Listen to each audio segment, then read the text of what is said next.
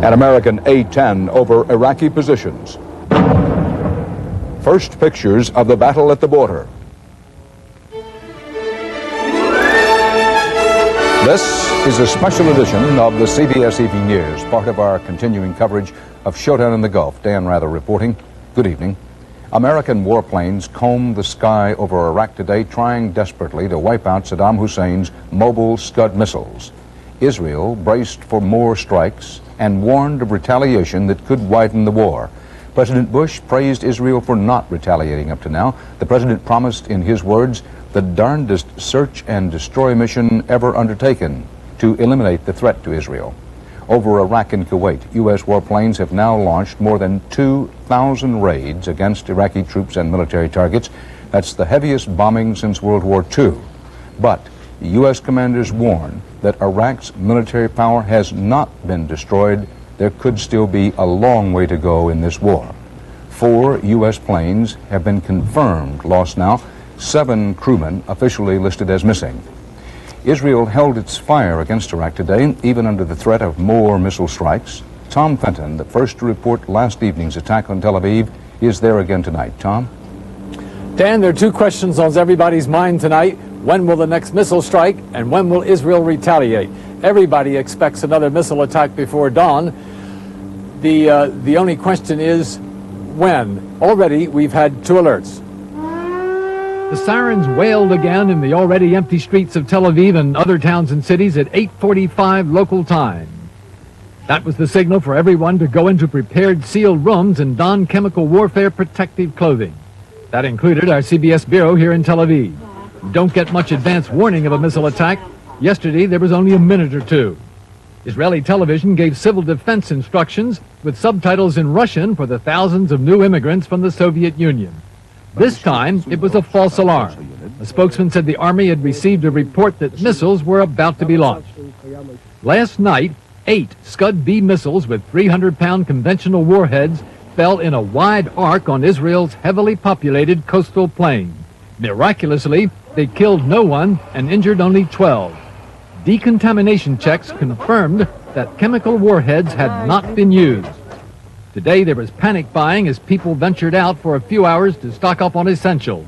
Everyone carried the government-supplied boxes containing gas masks and poison gas antidotes. Government ministers made it clear that Israel has reserved the right to retaliate and will probably do so. What we will do, when we will do, how we will do, is something that I'm not sure that it would be wise to communicate now over television. A lot will depend on how good a job the American pilots do in eliminating the remaining Iraqi missiles. But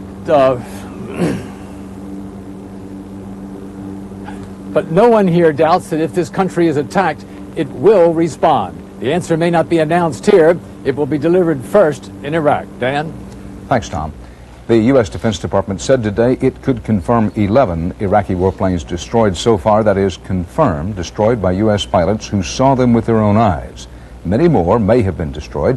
U.S. military officials also say virtually every military runway in Iraq has bomb damage. Defense Department correspondent David Martin at the Pentagon has the latest on how the air war is going and not going, and the intense efforts to sniff out and take out Iraq's mobile Scud launchers. U.S. aircraft have now flown a total of 2,100 combat missions over Iraq and Kuwait, many of them searching for the Scud missile launchers, which defense officials say is the chief remaining Iraqi threat. The Pentagon believes 10 Scud launchers have been destroyed since last night's attack on Israel, but officials aren't sure how many are left in Saddam Hussein's arsenal. As you know, finding the fixed missile launchers is a relatively easy business, but finding the mobile launchers is like finding a needle in a haystack. The Iraqis have been hiding their mobile Scuds under highway overpasses, then moving them to firing positions at night. Not until the Scud fires does the rocket plume give away its location, and a race to the death is on. The Scud crew trying to find a new hiding place before aircraft arrive overhead with their bombs. That's exactly the race that is underway today. And I assure you we will attack them relentlessly until either we are prevented from attacking them any further by weather or we have destroyed them all. Despite the problems in finding all the Scuds, the accuracy of some of the U.S. airstrikes has been incredible. A videotape released today shows how the pilot of a stealth fighter dropped a laser-guided bomb right down a target's air shaft. This is the air defense headquarters in the vicinity of Baghdad. These are air shafts that provide best access into this concrete structure. And keep your eye on the front door, the airlock door, as the debris comes out the door from the bomb going in this lead-in air shaft. The commander of U.S. Air Forces in Saudi Arabia also described what another stealth fighter did to the offices of his counterpart in Iraq. This is the headquarters of the Air Force, and keep your eye on all sides of the building as the airplane overflies the building and drops the bomb down through the center of the building. And what an F-111 did to a Scud missile storage site in Kuwait. 2 laser-guided bombs right through the front door. 2, 1, launch. Missile away! The Navy continues to launch cruise missiles, a total now of 196 of the low-flying unmanned aircraft at $1 million a shot. They are being used against heavily defended targets, including various headquarters used by Saddam Hussein. But so far, they have not put him out of business. We believe he still is maintaining control over all elements of his armed forces. Dan, the U.S. insists it is not targeting Saddam personally, but the fact is aircraft and cruise missiles are attacking every building where he might be, including his palace and the presidential retreat. Assassination may be against the law, but there's no law against getting lucky. Dan? Thanks, David. President Bush worked in public and private today to discourage Israeli retaliation for the Scud missile hits from Iraq and also to prepare the American public when and if there is discouraging news from the war front. Leslie Stahl is at the White House with our report. Leslie? Dan, when the sirens went off earlier today in Israel, the tension here at the White House was as high as I've seen it since this war began 2 nights ago, because the president's attention and efforts today were focused pretty much on trying to keep Israel out of this conflict. Mr. Bush had just gotten off a phone call with Israeli Prime Minister Yitzhak Shamir, in which he'd said, "We are devastated by yesterday's attack and we're outraged." As he did publicly in his news conference, the president told Shamir he appreciated Israel's restraint and asked for continued understanding. And I want to state here publicly how much I appreciated Israel's restraint from the outset, really from the very beginning of this crisis. I think they, like us, do not want to see this war widened out, and yet they are determined to protect their own population centers. Looking drawn, tired, the president said everybody realizes that Saddam Hussein is trying to draw Israel into a counterattack in order to weaken the coalition. He reassured the Israelis the U.S. is determined to safeguard them against further attacks by Scuds or anything else. And we are going to be redoubling our efforts in the darndest search and destroy effort that's ever been undertaken in that out in that area, and I hope that is very reassuring to the citizens of Israel. Sir, you said the Israelis have shown restraint. Are you confident that they will show restraint? Well, we are working on that, and I'm very hopeful that they will. The president went to the Pentagon this afternoon for a briefing on the progress of the war, which he described as so far, so good. But once again, he tried to dampen expectations. There will be losses. There will be obstacles along the way. And war is never cheap or easy. No one should doubt or question the ultimate success because we will prevail. But I don't want to see us get overly euphoric about all of this. Officials here say that the Israelis' response to any future attacks are obviously up to them. All the pleas for no retaliation have already been made. President Bush has gone to Camp David, from where he will monitor the situation while his national security team remain here. They are all bracing for another night of terror, all hoping that Israel is not hit again, and above all, that Israel continues to remain on the sidelines. Dan? Leslie Stahl. Our veteran combat correspondent Bob Simon went up to the Saudi-Kuwaiti border today, the front line of the battle to retake Kuwait. He found the air and artillery battle already underway. At Saudi Arabia's border with Kuwait, the United States Marines are where they like to be, out in front and alone. An elite unit on a classified mission, 50 miles north of the massing American forces, within clear view of Iraqi forces in Kuwait. They've been calling in fire support from the air and from the sea. Spotter planes lay down white phosphorus near Iraqi tanks and artillery to guide in the Harrier jump jets. An A-10 tank killer circles lazily. It does not strike. But after many airstrikes, much naval gunfire, the Iraqis are proving difficult to displace, a harbinger perhaps of things to come. The Marines are getting shelled day and night, 70 rounds in the last 24 hours. The artillery's been about 4 kilometers to 15 to 20 kilometers away from where we're standing. One Iraqi round exploded in front of a mosque. The great black cloud from the refinery fire ignited by another round started moving north today through a foreboding sky. The Marines were moving too, quickly abandoning an outpost which was getting hit too hard. Iraqi artillery spotters had infiltrated Saudi Arabia, they were convinced, pinpointing their position. Taking control of the area is crucial because this is Highway 1, the quick route north along the coast to Kuwait City. The border crossing, once humming with activity, has been abandoned. No lines, no waiting. Anyone can cross now. No one does. Between artillery rounds, the eerie silence is disturbed only by the shivering of the lampposts, the restless knocking of the northernmost flagpole of Saudi Arabia. Just on the other side, Iraqi troops already fighting to defend a country they call the 19th province of Iraq. They have just been probing so far, skirmishes, brief interruptions of the desert stillness. But one day soon, next week perhaps, maybe tomorrow, this desolate road is destined to become a main battleground in the war which is already raging not very far from here. Bob Simon, CBS News, in the no man's land between Saudi Arabia and Kuwait. A program note as part of our special coverage. CBS News tonight at 7 Central Time will have a special broadcast to bring you up to date on all developments. Now, there's still plenty to come on tonight's special edition of the CBS Evening News. For example, we're going to show you a look at modern war, missile versus missile killer, Scud versus Patriot.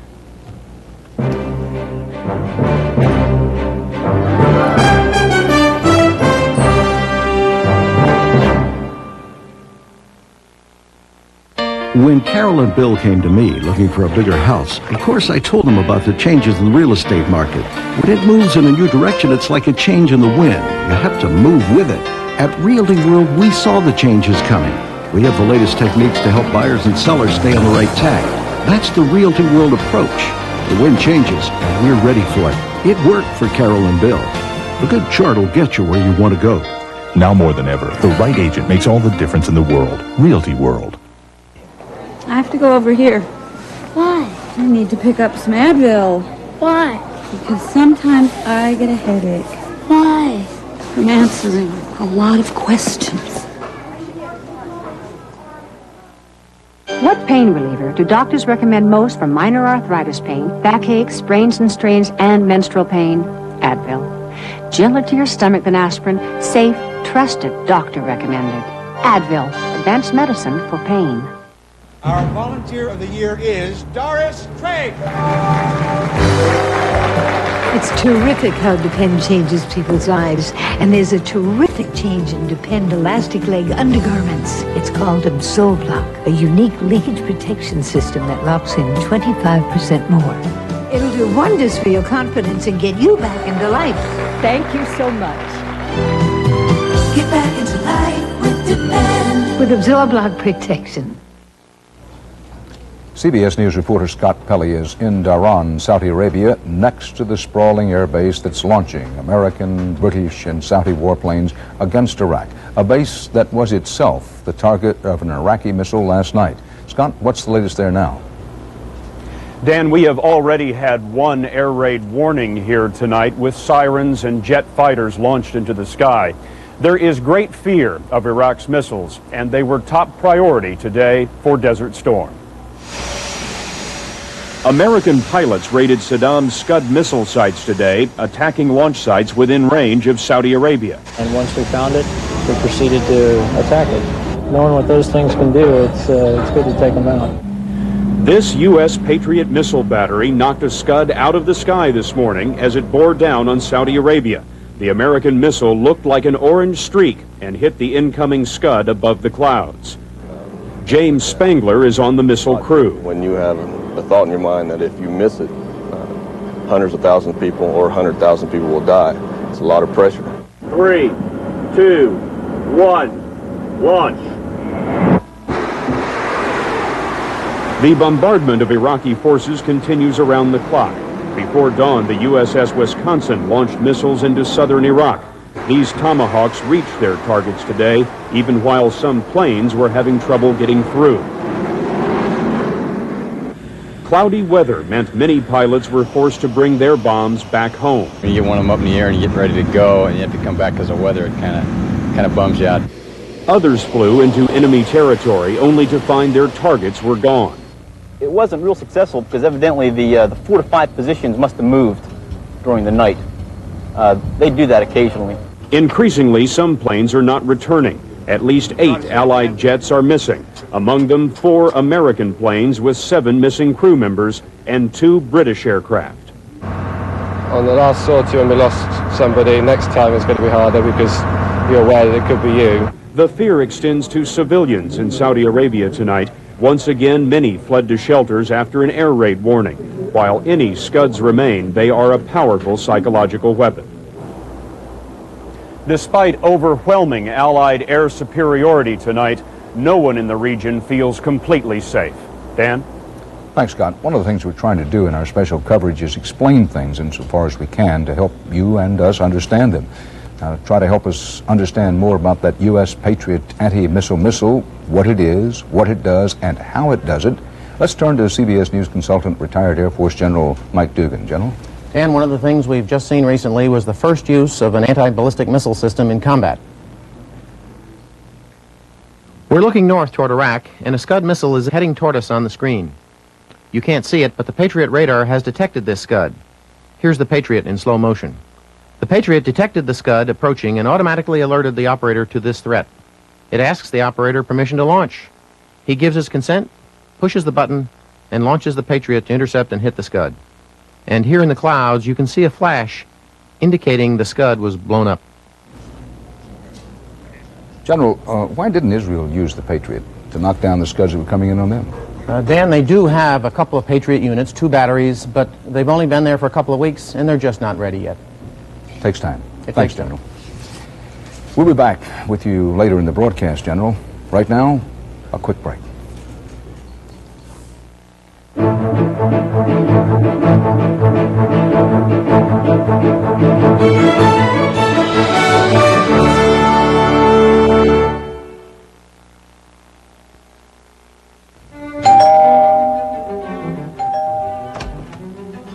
Hello.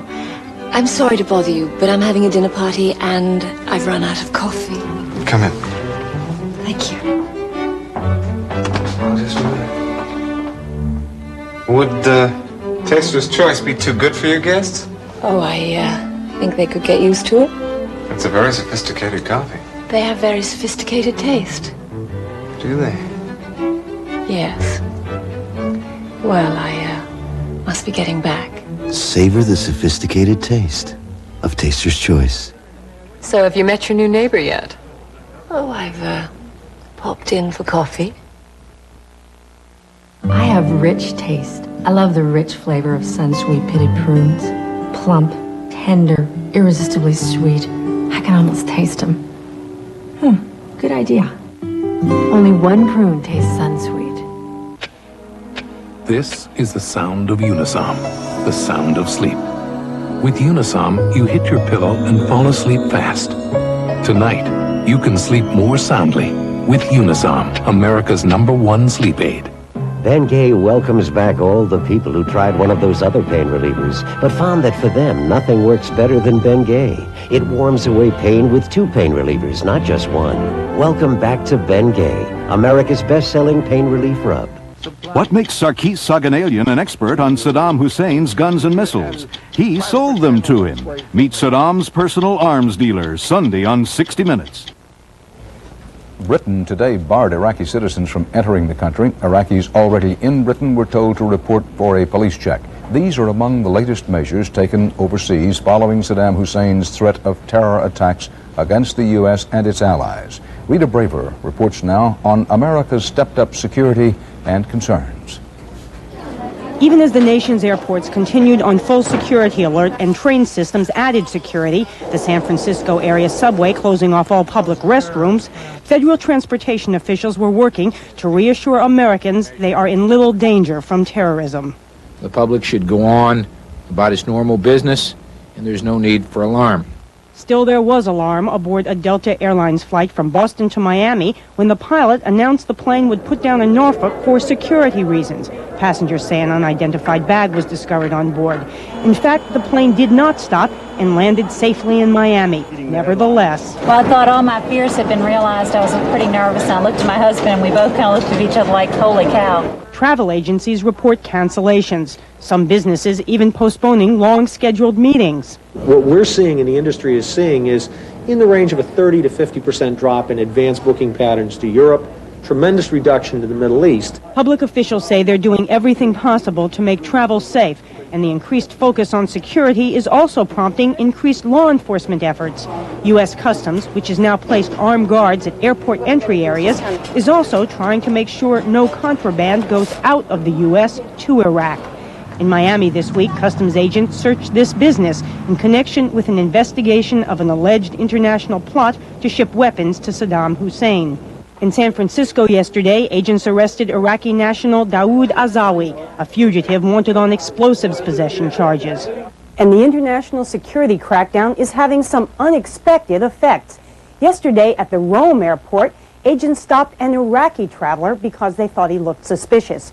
Turns out he's been wanted by the FBI since 1973 for unsuccessful bombing attempts on some New York banks and an El Al airline facility. Rita Braver, CBS News, Washington.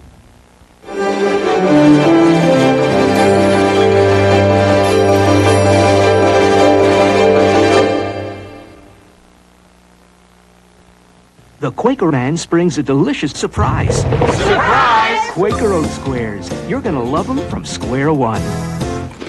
Surprise! Love that crunch. Surprise! Love the toasty taste. Love the touch of brown sugar. Surprise! Last one in the bowl, and it's still crunching. I love it. Quaker Oat Squares. Surprise! You're gonna love them from square one.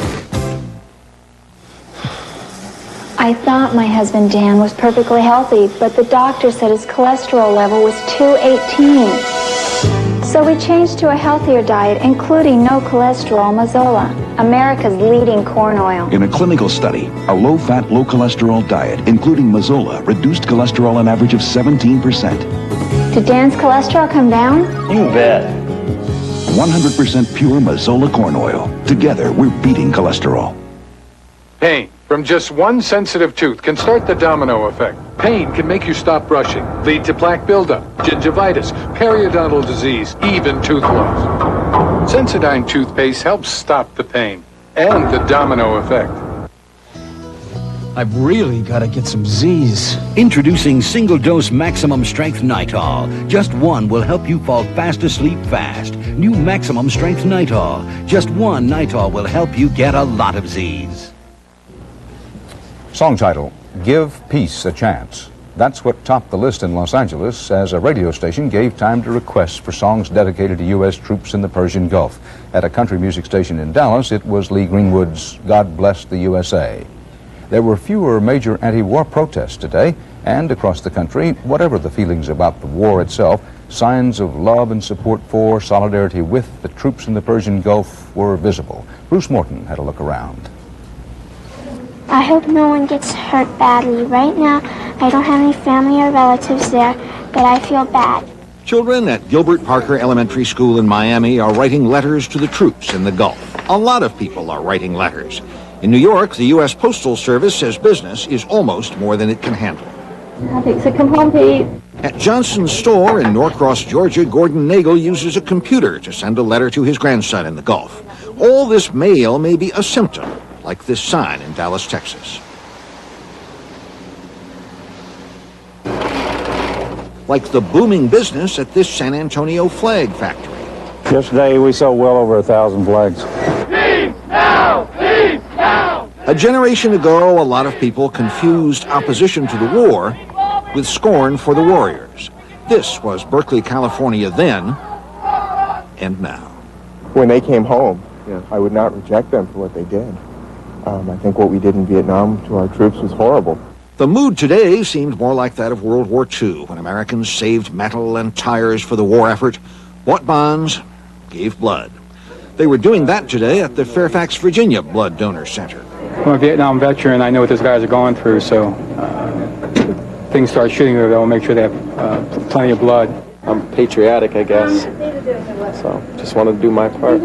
And wherever you went, people talked about supporting the troops. The Georgetown University campus in Washington. They're risking their lives for their country, and I think that going against them is like a slap in the face. Larry Munns, Tom Costin, Scott Gourley.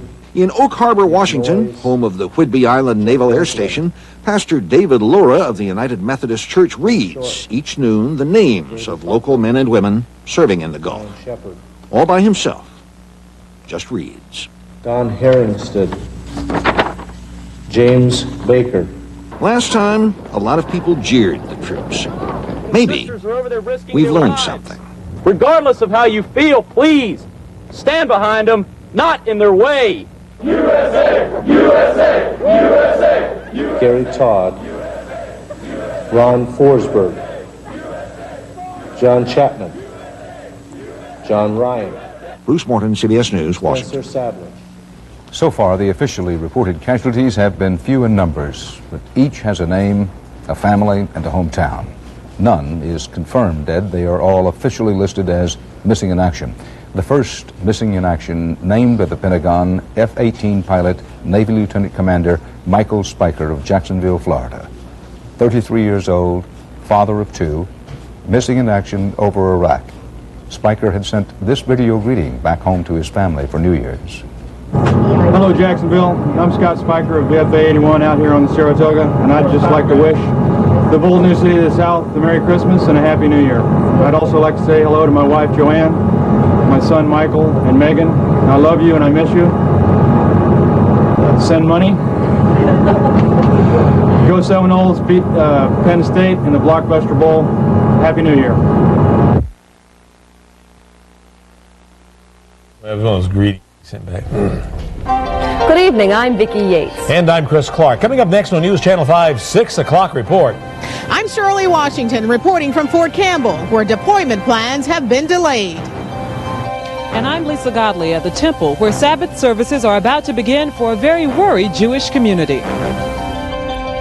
And we'll talk with an Arab American about the war. We'll have those stories, talking to the very young children about the battles, and a major auto industry announcement for Tennessee. The 6 o'clock report is next. Join us. 20 years ago, I started Mayo Tire here in this basement on the Vanderbilt campus. Today, we stock thousands of tires like the 5,000 Michelins we just received for our fantastic Michelin sale. But now we offer complete automotive service, accessories, and installation. Mufflers, brakes, air conditioning, sunroofs, car stereos, and even Bell South Mobility cellular phones. That's Mayo Tire and Automotive Service Center. Come by for our fantastic 5,000 Michelin tire sale. I got burgers. Hot dogs? Nah. Looking for something different from a fast food restaurant? Welcome to the club. Hardee's introduces the Turkey Club. Fresh sliced turkey breast, crisp bacon, lettuce, and ripe tomato, all sandwiched between Hardee's own multi-grain bun. And it's easy to get into this club, because right now the dues are very low. Introducing the Turkey Club Sandwich, only at Hardee's.